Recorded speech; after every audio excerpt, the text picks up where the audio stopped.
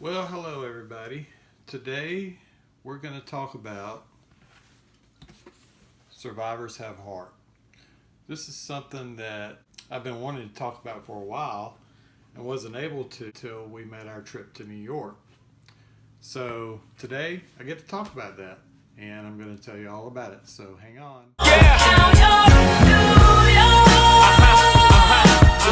These streets will make you feel brand new. Big lights will inspire you. Let's hear it. You're welcome, OG. I made you hot. So let's start from the beginning. A few months ago, I got an email from the drug company that makes my blood thinner, AstraZeneca. They make the blood thinner Brilinta.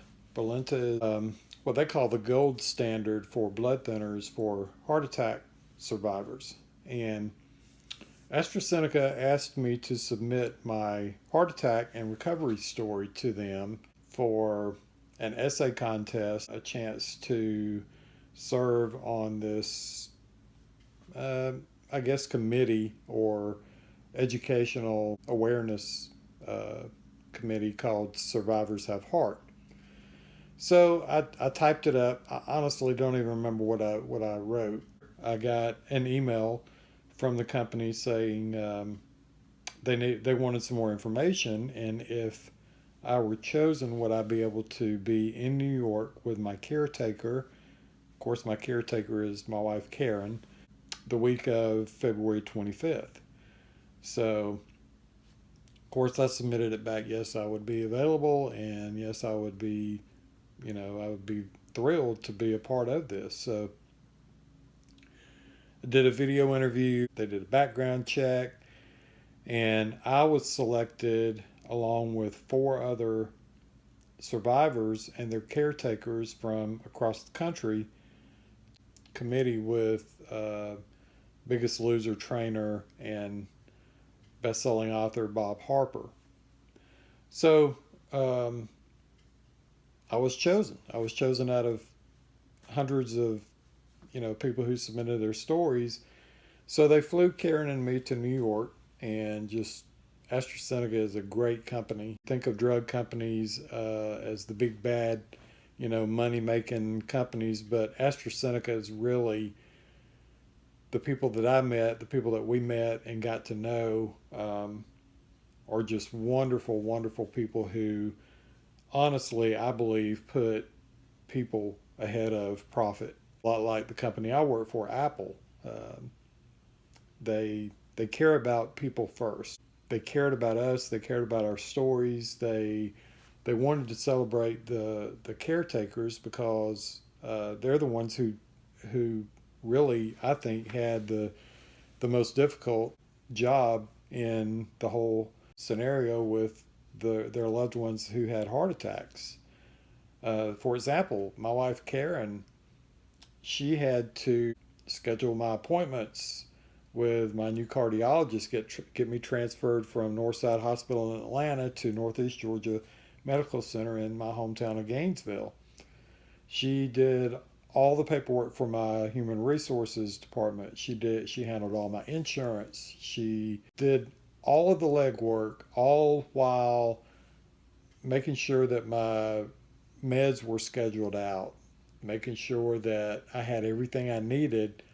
At the same time, she was stressed and worried about me, and she had all this additional work in addition to being a full-time teacher. She handled all of that just with grace and love, and I admire her for that. And I admire all the caretakers of the survivors because, like I said, they're the ones that had a really difficult part in the whole deal.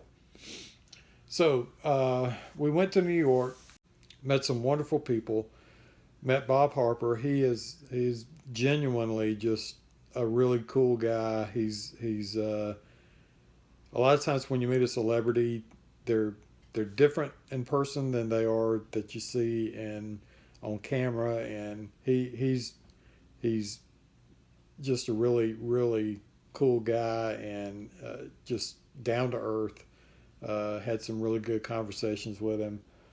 He had his heart attack 4 months after I had mine, and it goes to show that his heart attack, he is the epitome of fitness. I mean, he's a fitness coach. He works out all the time and in great shape, and still he had a widowmaker heart attack. Luckily, he survived, and he's telling his story. He's using his platform to help educate people on the signs and symptoms of having a heart attack. So, Survivors Have Heart is a group of survivors who have joined a club that none of us wanted to join. We would never pick this club for any of our friends or family or us. But now that we're in the club, I've met some wonderful, wonderful people. Really, for me, it's been a little over a year since I had my heart attack. But for me, it was just being able to be around other people who had symptoms, similar recoveries. For me, it was kind of cool just to be able to ask questions of other survivors of things that I wanted to know that even my doctors couldn't tell me because they haven't had a heart attack. So, I mean, they know their patients and they know, what to expect. But for me, just little questions like, I have difficulty sleeping on my left side now because my heart will flutter and go and just not beat correctly when I'm lying on my left side. And I asked some of the other survivors if they had the same issues, and they were like, yeah, I didn't know that. I thought it was just me. So just little things like that really brought everything together for me, and it was really neat to connect and make new lifelong friends. We met a couple from Colorado. We met a nice lady and her daughter live in Washington State, a really cool lady from New Jersey, and we just all bonded and we had a great time. They treated us right. The AstraZeneca people kept telling us how they didn't know what to expect. This is the first time they've done anything like this.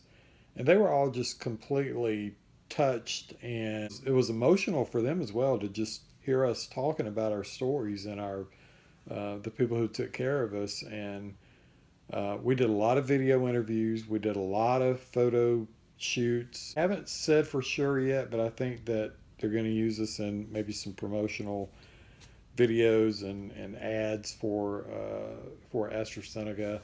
That's still they're still trying to figure all that out. We had a great time. I've got more vlogs that I'm going to do from this. I just wanted to kind of update you guys on what the big secret was and let you know what we were up to and just kind of give you a little bit of education on it. AstraZeneca has partnered with Mended Hearts. Mended Hearts is a great organization that I didn't know about until all this happened with Survivors Have Heart, but I'm going to get involved with our local Northeast Georgia Medical Center chapter.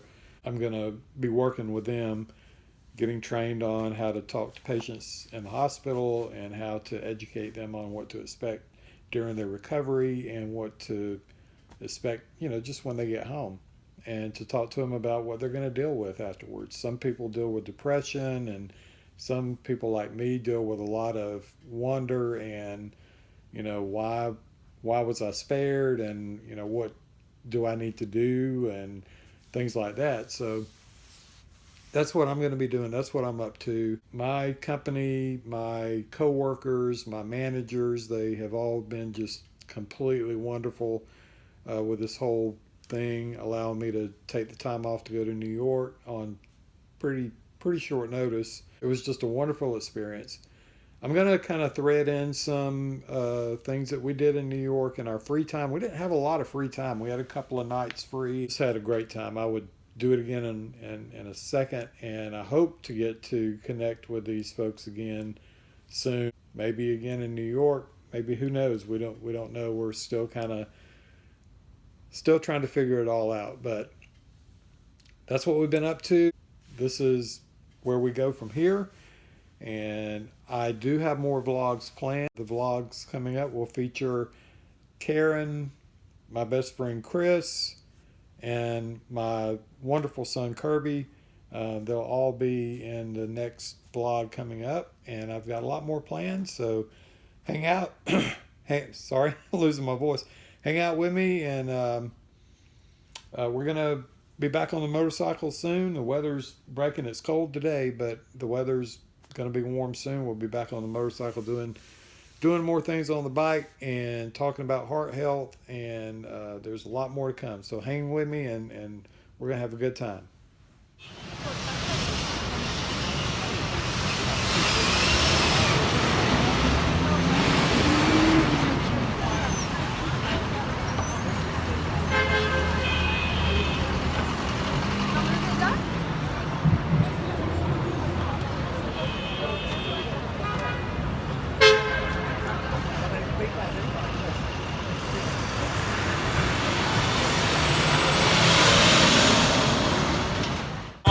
Statue of Liberty, long live the World Trade, long live the King, yo. I'm from the Empire State. That's